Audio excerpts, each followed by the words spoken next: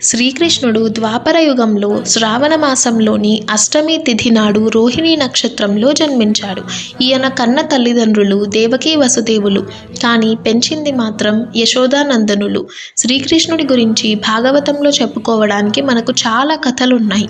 శ్రీకృష్ణుడి మేనమామ కంసుడు. ఈయనకు ఆకాశవాణి ద్వారా ఒక సందేశం వస్తుంది. అదేంటంటే, నీ చెల్లికి పుట్టబోయే అష్టమ సంతానమే నీ మరణానికి కారణమవుతాడు అని చెప్తుంది.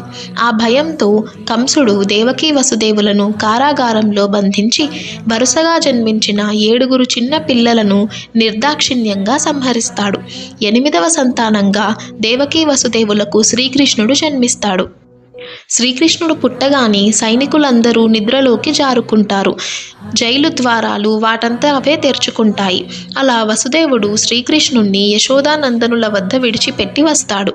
విషయం తెలుసుకున్న కంసుడు శ్రీకృష్ణుణ్ణి సంహరించడానికి అనేక మంది రాక్షసులను పంపిస్తూ ఉంటాడు. కానీ శ్రీకృష్ణుడు మాత్రం చిన్న వయసు నుంచే అందరినీ అంతమొందిస్తూ ఉంటాడు. ఇక లాభం లేదు అనుకున్న కంసుడు, నేనే శ్రీకృష్ణుణ్ణి స్వయంగా వధిస్తాను అని అనుకుని శ్రీకృష్ణుణ్ణి తన రాజ్యానికి ఆహ్వానిస్తాడు. అలా కంసుడితో యుద్ధం చేసి శ్రీకృష్ణుడు కంసుణ్ణి సంహరించి తన తల్లిదండ్రులైన దేవకీ వసుదేవులను విముక్తి ప్రసాదిస్తాడు.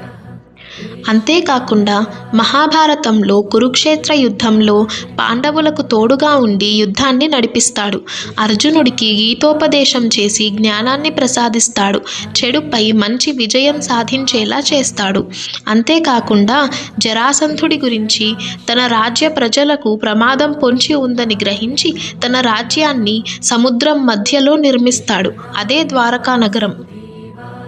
ఎపిసోడ్ 9 కోసం సబ్స్క్రైబ్ చేసుకోండి.